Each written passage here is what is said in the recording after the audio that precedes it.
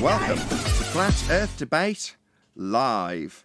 I'm your host Nathan Oakley, and if you are new to this channel, or you've not done so already, then be sure to subscribe. Hit the bell notification icon and join button if you'd like to become a Nathan Oakley 1980 channel member and keep up to date with the Flat Earth Debate. If you would like to support the channel, there is a super chat that runs alongside each of these shows while they are live, and there's also a PayPal, Patreon and crypto link in the info box below the video. Also below this video you can get £50 for swapping your UK electricity supplier to Octopus Energy, and this is a particular note if you drive an electric vehicle. Most importantly, if you'd like to join the discussion, simply mute the page you are currently watching, then click the link in the info box below this video to join the panel and express your views on the nature of Earth. If you do join, please don't swear. If you do, you'll be ejected, and if you are, please don't try to rejoin the stream using sock accounts. You'll be warmly welcome back on the next stream. Please also share the show on social media. Sharing the show obviously increases the live audience, but this in turn increases the chances of a more diverse panel, so please share the show on Facebook and Twitter. Now, we are joined by Refracted Curvature, Neil, Brian's Logic, Arwin, and a whole bunch of people in Discord. So welcome, one and all. Hello, everyone. Good afternoon. Hello, good afternoon. Good afternoon. Good to be back after the festive season. Everyone relaxed, plentifully filled up with food and all that good stuff? Yeah, had enough of it. Had enough of it, I agree. When the Christmas tree was getting packed away, I was like, yeah, I've had enough of Christmas now. Let's get on with the rest of the new year, because it's so new outside. It's 2 degrees here. Hey, Refracted Curvature. Oh, no, it's Righteous. Hey, Righteous. Hello, Nathan. Hello. Let's do a bit of housekeeping. Any evidence that you can have a curved adjacent whilst acquiring an elevation angle?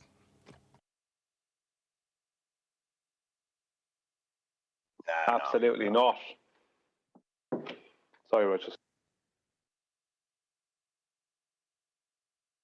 Come on, Discord, you're all warmed up in the pre-show. Any evidence of a physical geometric sphere edge horizon formerly known as the curve of the Earth?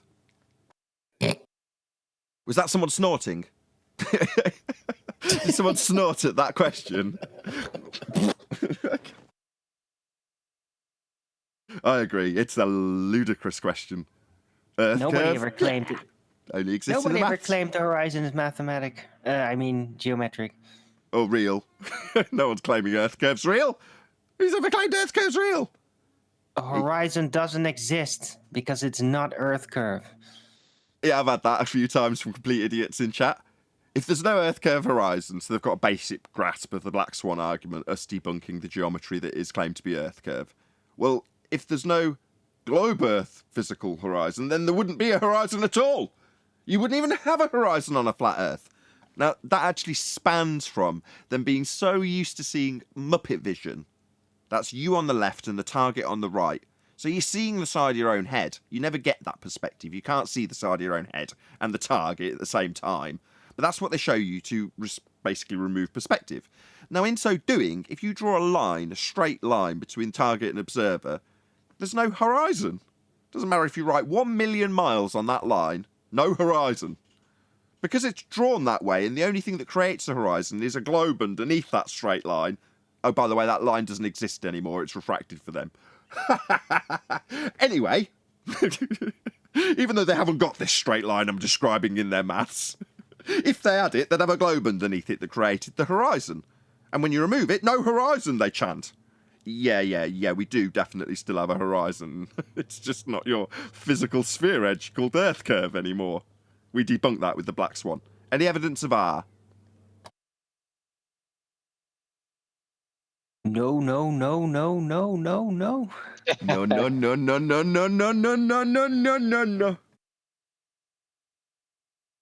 Any evidence of axial rotation of the Earth-based variety?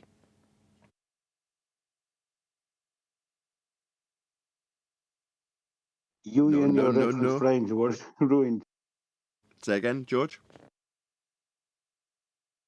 You and your reference frames were ruined.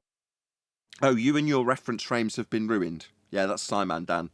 If I'd have known back then, I'd have replied via Twitter. I don't actually really know how to use Twitter other than when I hit share on my own video and then put it on Twitter, which is all you'll see in my Twitter stream. But you know, I got that. I may have replied to him. I don't know. It's been about 3 years, but either way, I don't have any reference frames, Simon Dan. Way to show your total lack of understanding of Coriolis deflection by telling me that I don't have any reference frames, that'd be globe reference frames, are ruined. So, me not having any and the globe claiming 2 of them, you say they're ruined, do you, Dan? Oh my God. Yeah, nice way of showing you don't understand any of these arguments. I think that the Earth rotation expectation have been dropped dramatically. That was almost iambic pentameter. Kudos. Any evidence of the distance to the sun?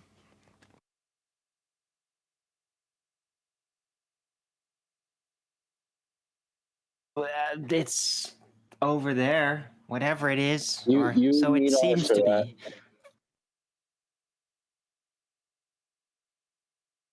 Yeah, they'll I need mean, R I for that. see something. You know, might be people asking for, you know, various claim to be angular measurements that don't necessarily need R, but I know your sentiment's right. They'll need R for that. Right. Yeah, Charles thought that Eratosthenes measured it, didn't he? Until you reminded him that he actually had to presuppose the Earth being a ball underneath that first.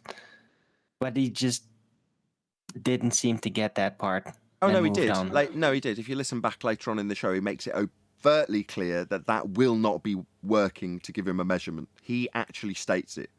For some reason, I think tactically, he thought that by saying, well, no, that doesn't get me to the point where I know the Earth's a sphere. It's like they know the rebuttal so well that they feel that weaseling in our rebuttal to their rebuttal will somehow make it work for them. It's like, right, so we don't have to assume the Earth's a sphere when doing sticks and shadows. Okie dokie. He even started off by saying, well, he can do that on a flat Earth. It's like, well, that puts that out of the question then. Thanks for that. It's like, what are you playing at? It's like he knows that I already know I'm going to rip that to shreds, so he gets it out of the way quickly for me. Thanks, Charles. Yeah, great. When I referred back to you describing it being done on a flat plane, it pretty much did away with that argument swiftly. Yeah, that's because you said it didn't work. You were the one describing how he did do it on a flat plane. Kudos for proving a flat plane. He did get welcome to Flat Earth at one stage. Charles, Flat Earth Math, the liar that is Flat Earth Math, that is. Yeah, It's a plus really Eratosthenes. weird. Sorry. It's a really weird anti-flat Earth habit. Can I please? One sec, Chaos. Go I'll ahead, leave Alan. it short. Go on. Yeah. It's a really weird habit from anti-flat earthers that when they basically know that they've been caught and they don't know how to get out of it using their storytelling, that they will just basically admit defeat by feeding you back the arguments that defeat them, but then still come out of it not admitting they're defeated. And this is like a real anti-flat earther thing. And Charles did that directly. Just admission, but no defeat. Hey, Eli. Just give us 1 sec. Go ahead, Chaos. And hey, Eli. Hey, So Eratosthenes presupposed step 1. Yeah. That's why it got dealt with so quickly. He knows it, I know it. Yeah. But that didn't get much airtime, did it, for that reason?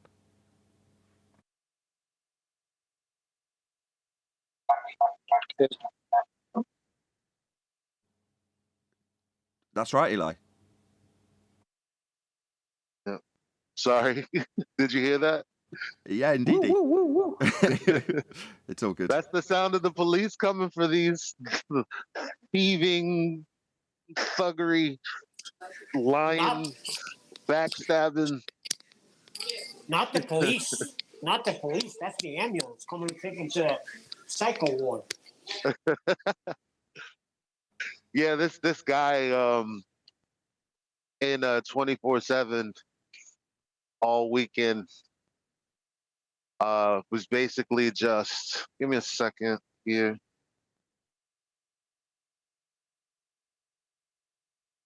Okie dokie. Yeah, 24/7. The guy was just basically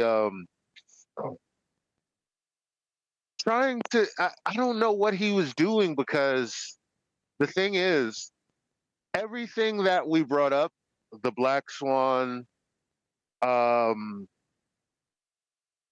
the lunar eclipses, solar eclipses, even gas pressure without a container, he would say, yeah, no, you're right. But he would spin off into this hypothetical not even a red herring half the time. It just had nothing to do with nothing. And it's like, well, how do you feel about the deception? And he'd just say things like, well, I think, when you're dealing with concepts of things out in the cosmos, it's very complicated. That's why no, it's not complicated. It's just wrong if you can't convey a point that is also backed by some kind of, somewhere in reality there's a parallel or connection. You can't just make stuff up. And the stuff like gas attracting gas, that's never been seen ever, and it's the exact opposite. So I don't understand. Trying to get on the show, join live stream queue and a moderator will move you into the live stream. From the chat, where's Wally saying he doesn't know how to get in because it's full. Join live stream queue rather than live stream. Someone will move you in. Did we get any scientific evidence of gravity over the festive season? Absolutely not. Negative. We were discussing this. Go on. Sorry. Have you heard what Sleeping Warrior's been talking about Einstein and what he said about mass attracting mass, or Newtonian physics? Did he say, quote, "That's a load of old bollocks," end quote? No, not that exactly, but he may as well. So I'll read it out loud. The gravitational field. If we pick up a stone and then let it go, why does it fall to the ground? The usual answer to this question is because it is attracted by the Earth. Modern physics formulates the answer rather differently for the following reasons.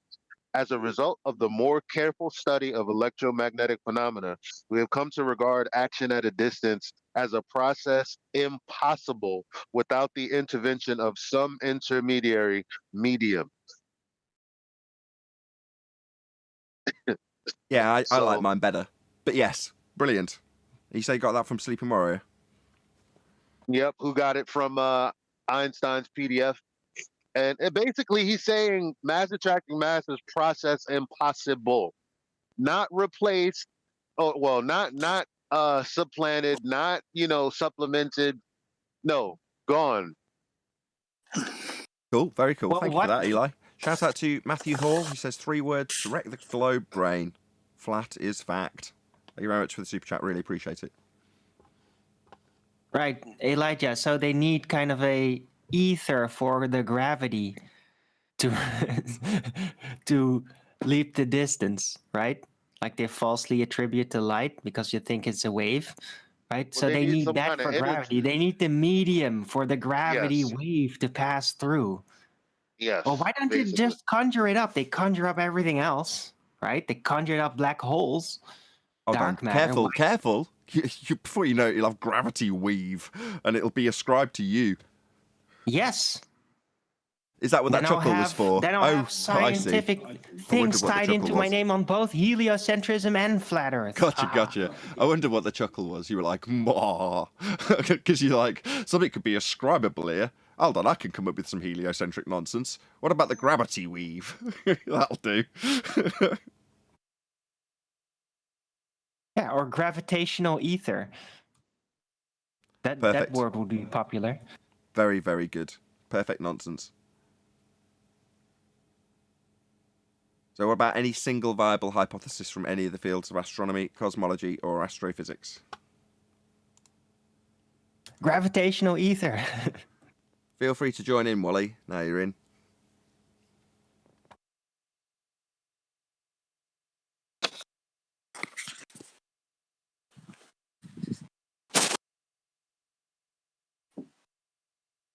Testing. Can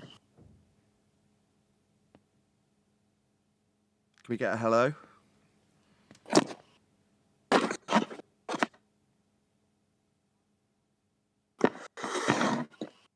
Hello. Hello. That wasn't Wally. I don't know who that was making all that noise. That Sorry. was Wally, obviously. I mean, he suggested he'd come in last time and then couldn't figure out how to use his mic, so he suggested he'd come in today, and I said, well, if you can get your mic working. Clearly, we know the answer to that. Is he a globe believer? This guy thinks he can prove a sphere. He can't actually get a mic working, but he thinks he can prove the Earth's a sphere. That's right. No, he came on the show the other day, Nathan. Don't you remember? Came back in chat and said I was on the show. I'll give him one more opportunity. So, any single viable hypothesis from any of the fields of astronomy, cosmology, or astrophysics? No, and there can't be. Gravitational ether. What about any evidence of a self-perpetuating molten iron core at the centre of a presupposed spherical Earth?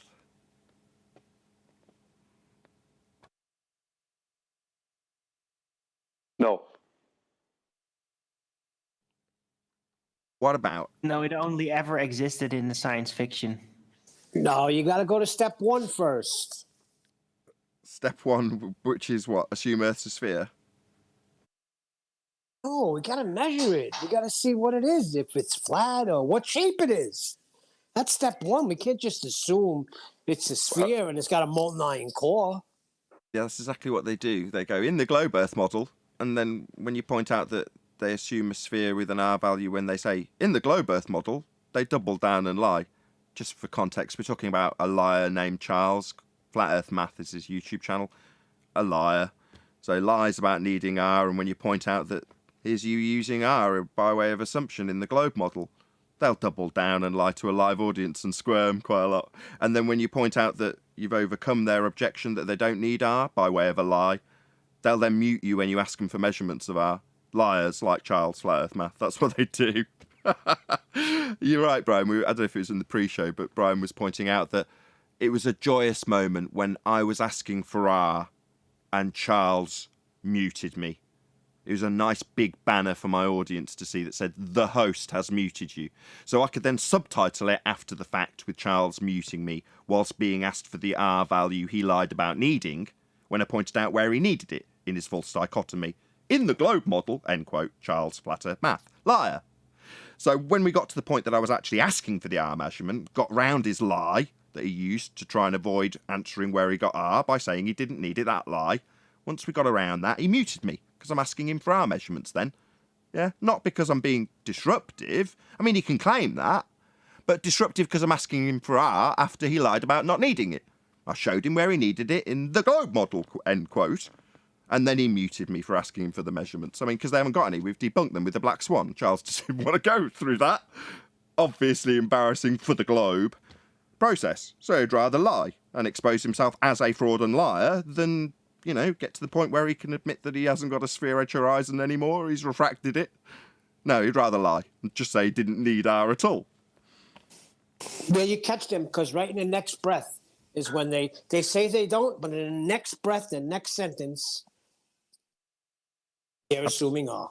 Absolutely. Well, he'd already done it. I'd gone and quoted him from his own videos. He couldn't quite believe it. He still can't quite believe it. He's in my comments trying to do damage control, asking people where he's lied on a video where it's timestamped with him lying. But there we go. That's the kind of mentality that you've got if you've got a globe faith that you've got to defend. If you've got to defend the indefensible, you're going to end up being branded a liar by someone like me, with over obvious examples that any idiot can look along and say, here's someone saying they don't need something. Here's their opponent pointing out where they need it and used it. They're a liar. Really clear, cut and dry stuff. Charles Flat Earth Math is a liar. If you ever want to mention that to Charles, you be my guest. If you ever want to answer his question, where have I ever lied, take him to any of those videos with his face on it, grinning, and the stamp on the thumbnail that says liar, big massive stamp, because that's the video he lies in. It's really clear. Hope you enjoy the aftertaste, Charles. Can you say that's like the same as when you tell me, like the Fonz doesn't have to tell anybody he's cool. It just comes out of him naturally. And you shouldn't have to defend yourself if you're telling the truth. I think it's sort of like the same thing. Why is he in chat trying to defend himself so hard? If he wasn't lying, he would not need to defend himself. Because he can't quite believe he's been caught. So he's out there doing damage control going, when have I ever lied? Yeah, this video is a video of you lying, Charles, that you're commenting on. Hello? Everyone here is calling you a liar in the comments because it's really obvious you're a liar. That's why they're saying, yeah, he's a liar in the comments. So when you ask them underneath, where have I lied? On a video with you lying in it, it's really stupid. It makes you seem so slimy and dishonest. Well, you're a con man. We all know that, Charles. But let's be clear. When you ask someone in a video where you're demonstrably lying, and you've been caught lying, and you're shifting uncomfortably because you're lying, and you're conceding the false dichotomy you used to lie with, yeah, asking where you've lied, that ain't gonna fly. Yeah, there's not a fuckwit in the house that's gonna buy that, Charles. Not one. But you keep doing that damage control. Maybe just putting the blinkers on and going, where have I lied? Yeah, maybe that'll work. I bet he can't quite believe it. Shout out to Retro Bill. He says, blessings to Nathan and the panel. Thank you, Retro Bill. I kind of liked when he was trying to set up the false dichotomy, and he was like, well, first we have to establish the shape. Is it a dodecahedron? Is it a... What an idiot. He resorted to the argument that Baldwin uses, and that is, look, what else shape could it be, right? That's basically what he's doing. Like, oh, look at these ridiculous ideas that it could be. It could be a pancake in outer space, or a whatever cube or something. So, but a ball makes sense with Eratosthenes and all. It sort of fits. All you have to do is presuppose it's a ball, and it's okay. Yeah, but shape excludes. Sorry, just one thing. Shape excludes horizontal plane. Because that is, as Nathan has said before, and we spoke about it earlier, that's an aspect. It's not a shape. So when they say, well, you need to find out the shape, they're instantly excluding it ever being a horizontal plane. Well, they're using a fallacy division, and what they'll do is they'll hold up an object and say, see, this object has shape, therefore you live on an object, is what they want you to. You want to, so they can create a model in your mind. And the same trick where Neil deGrasse Tyson slaps the beach ball. It's along those lines. Yeah, it's always about a shape. You're always supposed to be on a shape. It's like, we're trying to find out the shape of this place, the shape. It's never like, maybe there is no shape. Maybe it's just a horizontal plane with topography. Do you know what I mean? And waves. Good point. Well, that is how it measures. It does measure that way. So I know he didn't like that word, but they're not allowed to use it anymore since they have to presuppose a flat plane before they can measure anything. That way is plane, by the way. A flat plane to gain an elevation angle to establish your position. Well, I saw a comment I put on one of my most recent video was about I was talking about maps in it.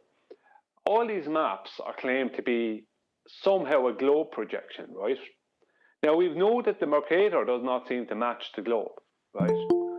Because you can't put a circle on it of equal altitude and then turn it back into a globe, or turn it into a globe, I should say, and the circle stays a circle, or all the coordinates match. It doesn't do that. It all gets warped up. So every one of these projections that all these cartographers make, right, there's always some flat version of a supposed sphere. You have things like, obviously, the Mercator map, which brings Europe and other things down towards the center, Europe and the US and that down towards the center, and it distorts the sizes of Africa and Greenland, blah, blah, blah.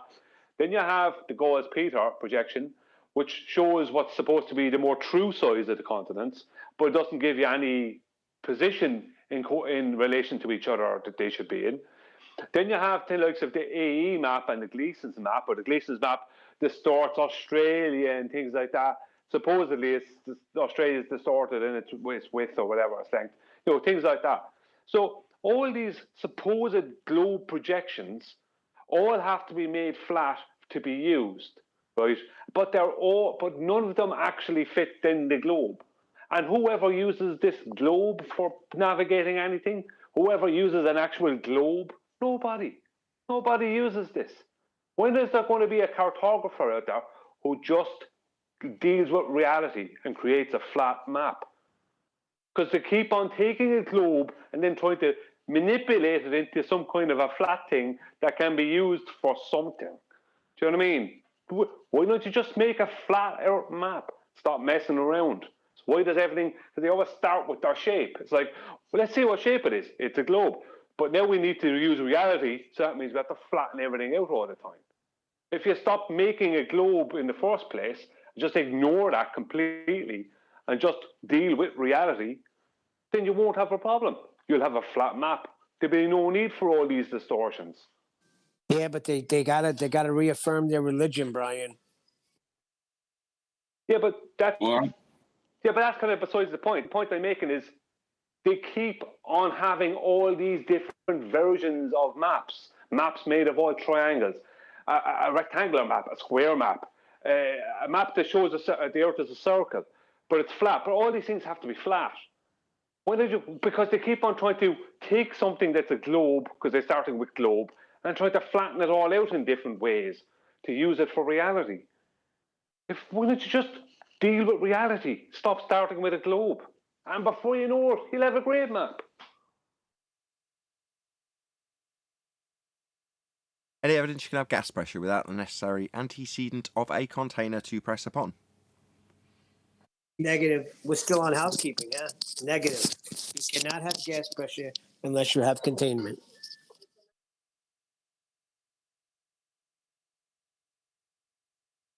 Well, you could probably do a little flat Earth math and put a container on one side of the equation and a container on the other side of the equation, and then say there's no container in the equation.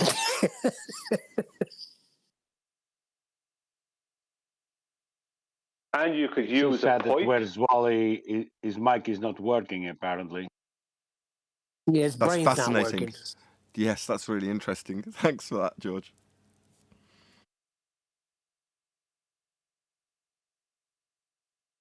Well, in chat, somebody was responding to Sleeping Warrior with the gas pressure out of container. And he says, obviously, he's not aware of the atmospheric conditions. It's a contradiction in terms. So, atmospheric, we covered this in the pre-show too. Atmo, sphere. Air, sphere. Sphere-shaped air. So he's not aware of the sphere-shaped air conditions, what, the ones that don't need containment? Yeah, they beg the question of things like gravity, that isn't a force, to explain how gas will violate the second law of thermodynamics, which it never will. Gas fills space. Whatever space it's got, it's going to fill it. There's no arbitrary layer, like in the atmospheric description, called the Kármán line, where suddenly gas decides that it's going to have a vacation from natural law. Eat a load of cakes and then fall down, go boom boom, because gas doesn't do that. But it does in sphere-shaped air assumptions. You'll need an R for that, though. Like Charles, who lied about needing R when he was claiming atmosphere refraction. That would be R-based refraction. Obviously, if you're on a lie tip where you've got to lie about needing R, every time you've needed to use R is going to be quite embarrassing and, get you labelled a liar. But atmosphere has a sphere in it. So you're going to need an R for that assumption where you assume the very thing you're trying to prove, which is that air is sphere-shaped, and it's not. Air doesn't have a shape. It takes the shape of its containment. I would not consider Earth a container. It seems to be like that's what they're implying. Container has walls. Do they know that? Yeah, but we do have containment. We must have containment because we have gas pressure. First you need something to press on, then you can get gas pressure. Now, if instead of something to press on, you've got a vast empty space, like space, what they claim the sky is. If you've actually got what they claim the sky is, that would be a vast empty space called space. Then gas will travel in whatever direction it travels, because it moves in all directions, and keeps moving until it collides with something. So if there's nothing to collide with, do you know what it does? Gas, that is. It expands to fill the volume. It's the V in all those gas laws. Volume. How much space the gas has. Well, that's its containment. Now, if you say, no, it can have a volume but not containment, what, like at the Kármán line in atmospheric descriptions? Yeah, that's a violation of natural law. The V is whatever volume it's got to fill. And if space is real, then it's a volume for gas to fill. And gas isn't filling it, making it fake. Yeah, that the gas filling space is described by the second law of thermodynamics, is it not? Yeah, that's probably why they called the sky vacuum space.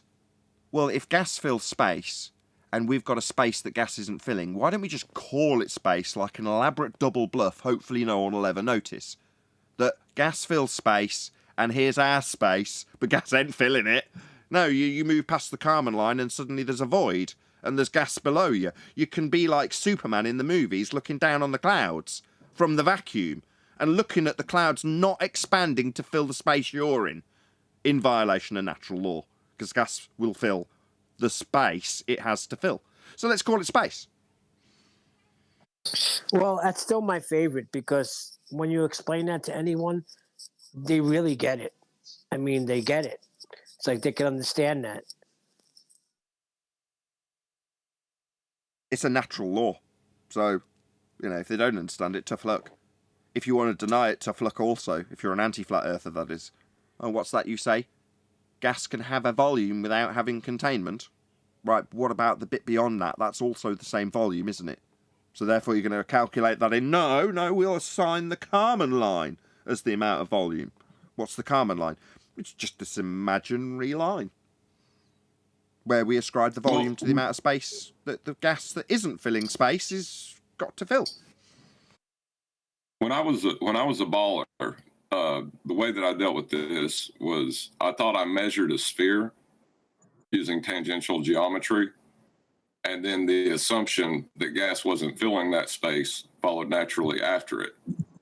But if you're an anti-flat earther and you know that you can't use tangential geometry to measure the Earth, this question should really bother you. Question again would be, how can you have gas pressure without a container?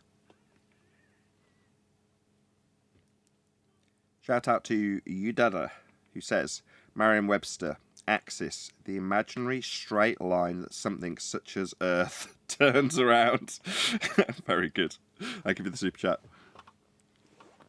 I think that concludes the housekeeping. Very good. Yeah, when I explain it to guys that I work with and break it down the way you break it down, that gas would fill a space, we would have no air to breathe. They just seem to grasp that. A lot of other arguments they don't get, but they do get that one. Not everybody's measured the Earth, but everybody's filled up a tire before.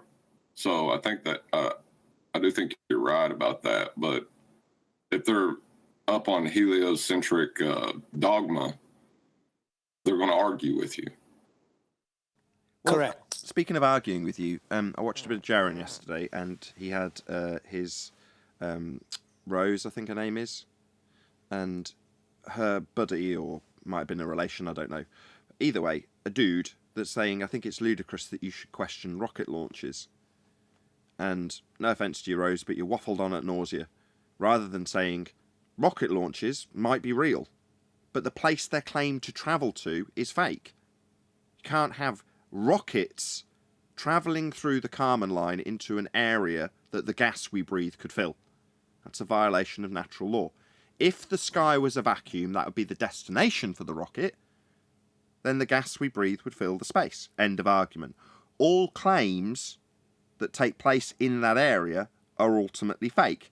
Any claims you can witness with your own eyes on the ground, like a rocket, well, that's perfectly legitimate. Okay, they send rockets up into the sky. Okay, what's the sky?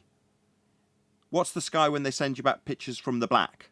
What's the black that they're sending pictures back from, allegedly sending pictures back from? Well, that would be space. A space for the gas below. So when they look back at the gas that we're breathing, that's not also following the rocket into the area of volume it has to fill. That's a natural law violation. Gas fills space. Space is a space. So they're not filming anything from space because we'd all be dead. Yeah, Well, that. Go on, John. I was going to say what they usually do is fall back to the point at the gas pressure gradient and say that there's a vacuum between a ground level and Mount Everest. What? So the sky can be a vacuum. Whoa. There's a vacuum between ground level and Everest. No. Everest has got gas that you can breathe, potentially. There's people been to the top of it without any help from gas containers. Yeah? Well, they get up there and they can still breathe. Why? Well, because the gas, which is predominantly created at ground level, has expanded to fill the space. So it's expanded upwards. Just in case there's any gravity believers out there listening to this. It's expanded upwards so that it's there on the top of Everest. Where's the vacuum in between? I don't follow that. That's complete nonsense. I think you meant pressure differential and not yes. It's a pressure differential. Okay. Yeah, while they're claiming all these things, they're making a point of ignoring, not learning, or just being too afraid to talk about the temperature gradient that goes along with the pressure gradient. You can't have a pressure gradient without a temperature gradient. Complete and utter nonsense. Right, it's part of temperature. Just summarise this. Yeah. It's part of a dynamic system that, in the first instance, requires containment. Somebody said it in one of the chat comments about clouds. Well, clouds, they're just gas pressure without a container. No, they're not. They're part of a dynamic system that must be contained in the first instance. In other words, first you have containment. That's something for the pressure. That's something to press on. To then have dynamic systems. So first gas pressure in containment, then dynamic systems with pressure gradients and clouds and all the rest of it. You know, the fact that you can see a phase change taking place with the gas that's made its way from ground level up to then be cycled back down again, it's just you watching something at the corner of a phase change. Doesn't mean that it's gas pressure without a container when the entire system is contained. That's the point. If the sky was a vacuum, however, we wouldn't be looking at clouds. We'd all be dead because the gas would fill the space. I am going to definitely shout out Godzilla37 because I missed 2 of his super chats. So in the after show for one of the shows just before Christmas, I was like, oh, Godzilla's super chatted in the live show and I didn't read it out, but I'll read it out now. And then after that, I went back and he'd given me another even bigger super chat that I hadn't read out. And they're typically about not reading out super chats. So I'm going to read out Godzilla's super chat. Just realised I haven't super chatted you since last year. And even longer since you read one of my super chats. Lol. Like, Happy New Year to you. Thank you very much, Godzilla. And I'm sorry I didn't read out your super chats on the last show. I just wanted to address that argument from absurdity because that's usually where they'll go to, is to claim a gas pressure gradient is somehow violating the need for a container to begin with. Right, Delta X. Go ahead. Can I just throw something out there? Ask any bowler, any amount of them, and now they will in a couple of weeks if everyone keeps on asking. But this is all the flat earthers out there, or anyone who just doesn't believe it's a globe, or just knows it's not a globe. Ask any one of them, right, what the air boundary layer is. Right? Ask any one of them what that is. None of them will have a clue what you're talking about. because none of them have ever looked into the reality of why we have clouds, where they are, why they're there, what the point of them is, right? How we have an air pressure gradient in the first place. None of them have looked into any of it because they were told it was gravity, and that's all they know. None of them. I've asked that question over and over again since I did that presentation on the sun creates our gas pressure gradient, and not one of the ballers, regardless of who they were, not one of them knew what the air boundary layer was. That's what happens when you just parrot stuff and don't learn anything. Could I ask a question, please? Yeah, go ahead. One deck it is, flat earther, by the way. It was just something that I wasn't able to answer when I was in a conversation about this gas pressure being contained, and the person I was talking to got onto the pressure differential and gradients, and they asked me. I was explaining how the pressure comes from the Earth, and it fills every available space, and it expands until it's filled. Then they got onto the pressure gradients, and they was asking me, which I didn't know how to answer really, if the pressure is expanding all the time and it's in a containment, why does the pressure never equalize so it's just one pressure? Dynamic system. It must be escaping somewhere, they was telling me, or it must be being released. Cycling, not escaping. Sorry, Nathan, what was that? Sorry. Cycling. We live in a dynamic system. We were all taught this in high school, actually. So you've got, for example, the water cycle. Well, that's not escaping or being released in any way, shape, or form. It's cycling. So, when you have the majority of the gases created at ground level, then you're going to have a higher concentration at ground level, and cycling with some of them on their way up, coming back down again at a certain boundary layer, right, Brian? Which is what Brian's just been discussing. So Brian's got a better knowledge of this than I have, but he can hold the ballers to task by describing accurately how these cycles work. Right, yeah, so the gas will go up, it'll get to a certain pressure, temperature, it'll change its state and condense into water and drop back down. So that's keeping it, yeah, with you. And then? One deck. If you go to, if you really want a bit more knowledge on it, go to my channel, Brian's Logic on YouTube. You don't have to subscribe, you don't have to like, I'm not asking for any of that. And go down through the videos and you will find a video that says how the sun creates a gas pressure gradient, right? That gives you all the information you need about the cycles, about what air boundary layers are, about all the main and local convection cells. I go through everything. Now, since I even made that, I know more. But it doesn't matter. You get plenty out of that.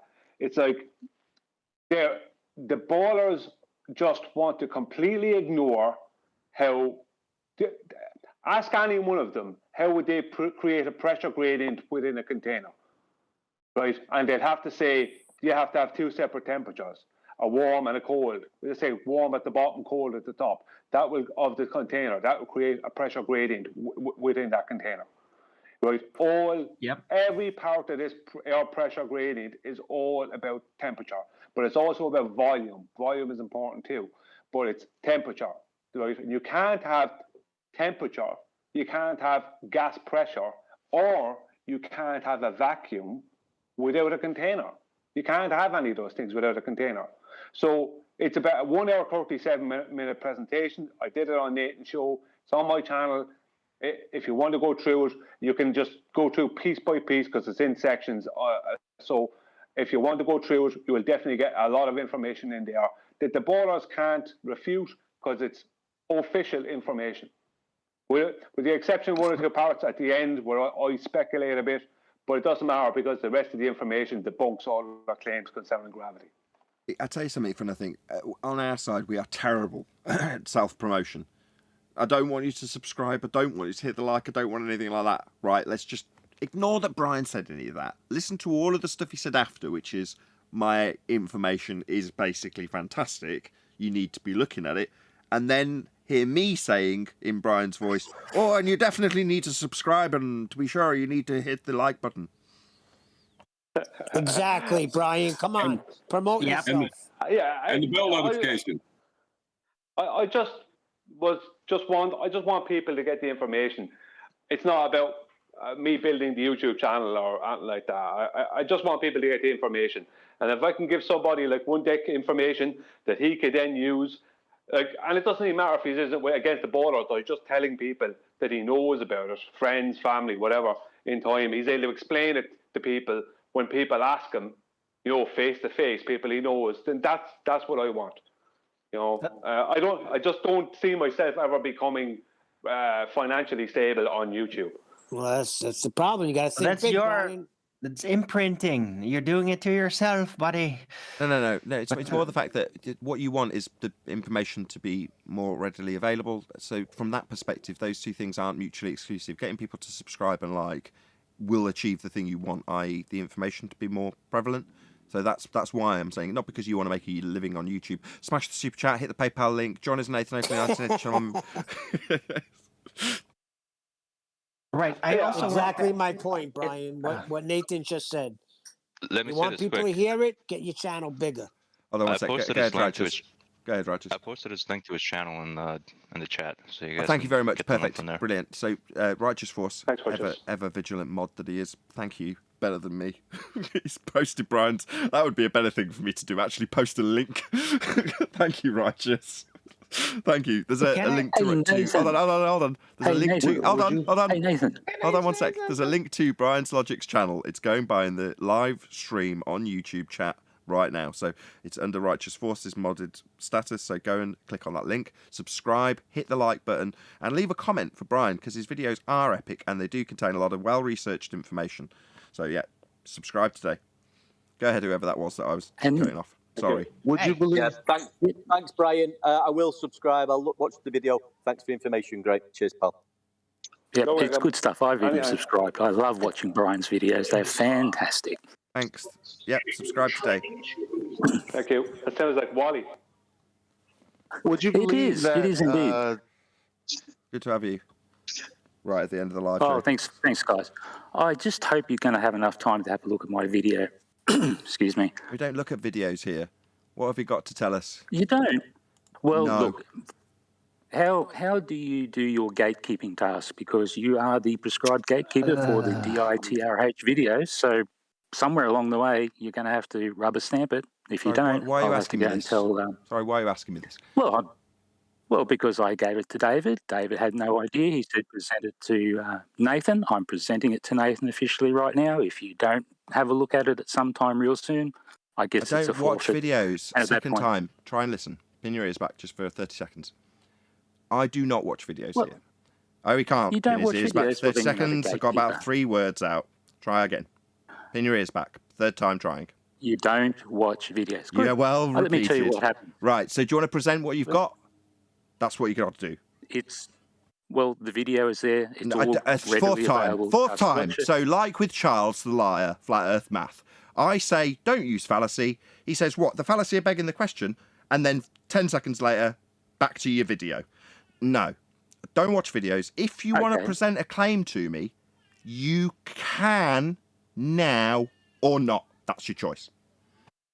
Well, let me tell you real slowly. What I've done was I used 2 sextants. They're actually telescopes. Measured the angle to a star from Dubbo and from Sydney. And from that, I was able to infer that the level baseline at Sydney and the level baseline at Dubbo were 2.4 degrees out of parallel.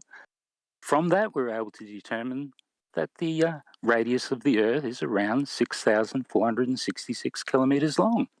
Simple, job done. Now, you have actually seen the video and you have watched it, but it is much more improved from then. So at some point, I would love for you to have a look at it and cast your mind upon it and see if you can pick any holes in it. I've heard your claim now. Thank you for presenting your claim, by the way. That is appreciated. Well, that's part of it. Now I need to respond without you talking through me. Go for it. So you said, first and foremost, you measured from a baseline, correct? Absolutely. And that was flat. It was the baseline. Of course it's flat. So it wasn't measuring from the Earth. So it wasn't measuring from a curved adjacent then, which would be a curved. Well, why would I use a curve? Because you claim Earth's a sphere. No, I don't. Welcome to Flat Earth, where's Wally? You just failed to win any Bitcoin. How? Because you just told me that you don't claim Earth's a sphere by declaring that you measured a flat baseline to gain an elevation angle to then compare two measured flat baselines to compare the difference. Now, if you're measuring on a spherical surface, you wouldn't have a flat baseline. You'd have a curved adjacent. So, you've measured from a flat baseline. That's a flat Earth. Well, okay, so let me beg the question, that's a flat Earth. Okay, welcome to Flat Earth. You don't have to beg the question. You proved it when you measured an elevation angle. And the two elevation angles? Were both on a flat plane. If you're saying there's a difference between them, then you'd be measuring two curved adjacents. But you measured two flat baselines and then said, I got it different on the second time I measured the Earth as a flat baseline. Not a curved adjacent, a sphere Earth without a curved adjacent. Don't you get it? Why are you begging the question? I'm not begging any question. You told me you measured a baseline. So you measured a flat, straight line on the ground you were standing on. Welcome to Flat Earth. No.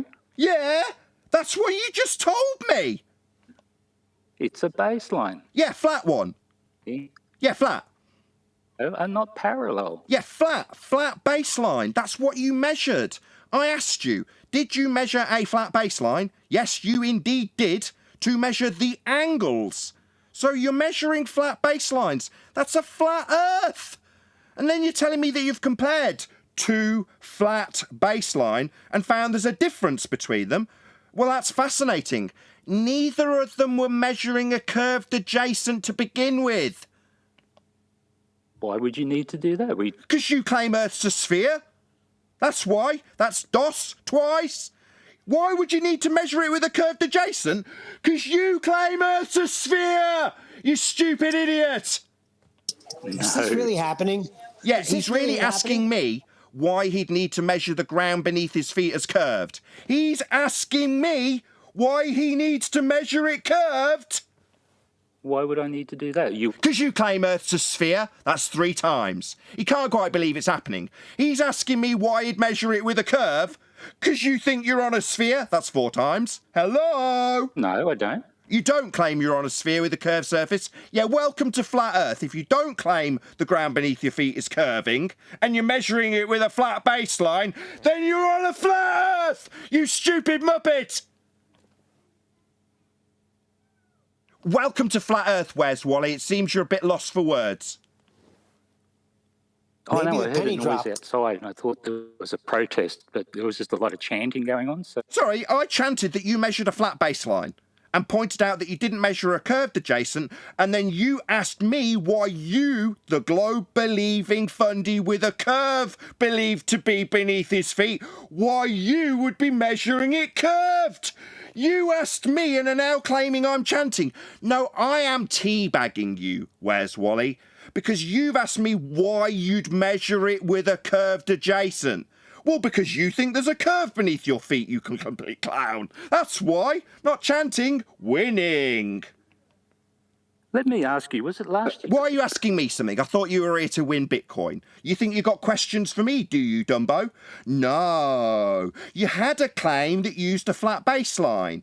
It compared 2 flat baselines for elevation angles. So to get the elevation angles, you had to have a flat Earth beneath both of them. But then you compared them and said that they didn't match their 4 radius. Wrong. First step, measure flat baseline. And when I asked you why you were measuring a flat baseline, you asked me why you would measure it curved. You think it's time for a question of me? No, it's time for you to enjoy the salty aftertaste of a flat earther's balls, Wally. What one do you want to keep? What stuttering bitch? Yeah, you haven't got any time for questions from me. You thought you were getting Bitcoin. Now you failed, you don't get to ask me jack. Oh, Nathan. Oh, Wally, it was embarrassing. You thought you could use a flat baseline to claim sphere, and then you got teabagged. No, actually... Yeah, you did, yeah. Actually, definitely. Definitely got a teabagging when you used an elevation angle that was a flat Earth. Hello? Used an elevation angle. That's a flat Earth, that's right. You used it twice. The angle you measurement required a flat Earth. That's right. It's funny, he also did it in 2 different locations. Yeah, he measured it flat. The elevation angle that you got was from a flat baseline twice. Yeah, both elevation angles were the same. Actually, from the elevation angle, that flat baseline. It was using celestial navigation principles. Sorry, why weren't you using a curved adjacent? Oh, because why would you, given that you're a sphere-believing muppet? Why would you have a curved line beneath your feet? Ask me why you'd measure it curved, Wally, because that was the most embarrassing part. Ask me again why you would be measuring it with a curve beneath your feet. It was really amusing. Ask me again.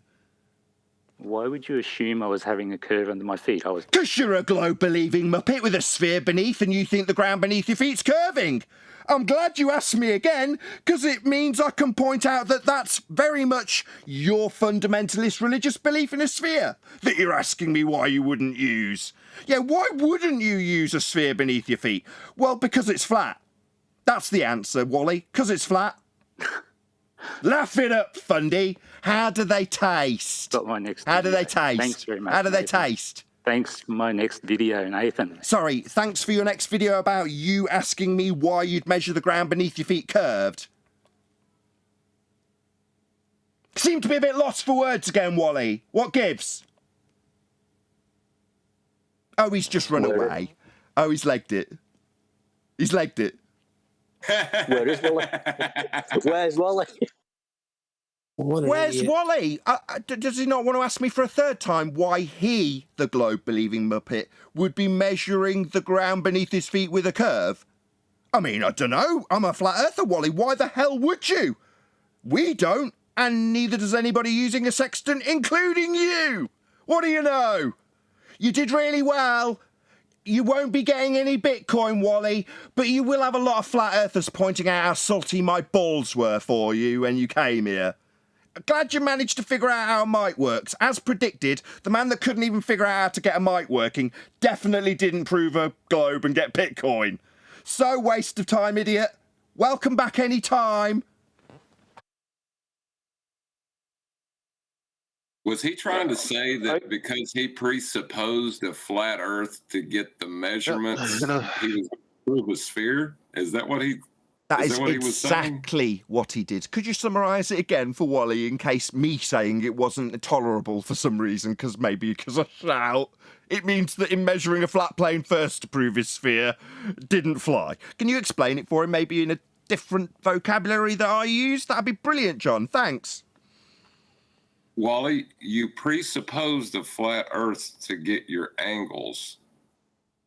So if you're presupposing a flat Earth, you're not measuring a sphere. Yeah. When I asked him why he wasn't measuring a curved adjacent, he asked me why he would. How embarrassing to be a sphere-believing muppet asking a flat earther why you'd measure it with a curve. Why, flat earther, why would I measure it with a curve? I'll tell you, Wally, you wouldn't. You didn't. You measured it flat. Hello. Welcome to Flat Earth, Wally. Shout out to Pin Puncher, who says, just take my money, Nathan. You are epic. Thank you very much for the super chat. What he didn't get to, his flat baseline, appears his jiggle around that is the baseline was established in the process of aligning the equatorial mount. So he uses a bubble sextant to attain his flat baseline. So I'm perplexed. He's gone into great detail as to how he's ascertained it. He's stated he's used an equatorial mount. He's still making it quite clear he's working from a flat baseline. So I'm not sure how we can expand on that and turn it into a ball. Because everything from that point, even with equatorial mount, is assumption based, isn't it? It's yeah. He didn't. What he did was got welcome to Flat Earth. What I was trying to ask him was because his claim is that the angles, I think this is the claim from what he said there, his claim when he came in there, was that the angles were not parallel, right? Now, why he's pre-assuming the angles should be parallel is kind of beyond me. But if, like, Dubbo and Sydney are different in elevations for a start, and if one of those locations is closer to where you're pointing, to whatever star you're pointing at, then your angle is not going to be parallel with the other angle. The further angle, the further the star or celestial body is away, then the more shallow the angle, and the closer, the greater the angle. So if the angles, if it's, I don't know if this is exactly what he meant, but if the angles are not parallel, it's only because obviously one of you is closer or whatever than the other. If the angles, I mean, then you're not on the circle of equal altitude then. Either way, you can't measure angles off a sphere surface. You can't measure an angle off a sphere surface, and there's no getting around that. Yeah, exactly, John. Just hold on. John's That's got the bottom line. The main nub of the point is John's summary. So I want John to just give it one more time. Like, he can talk all he wants to about the angles not lining up and the angles not doing this. That's fine. But you can't measure the angles on a sphere's surface. Correct. With that, I'm going to say if you're watching this on either Nathan Oakley or Nathan Oakley 1980 premiering streams, then stay tuned as there will be an after show to follow. Unfortunately, if you are watching this live, this is where we bid you farewell. So a huge, massive, enormous thank you to all of you who smashed the super chat, liked, commented, shared, subscribed, hit the PayPal link, joined as a Nathan Oakley 1980 channel member, and all that good stuff. Also, below this video, you can get £50 for swapping your UK electricity supplier to Octopus Energy, and this is a particular note if you drive an electric vehicle. Once again, stay tuned if you're watching on a premiering stream. I've been Nathan Oakley, and I will see you all in the next video.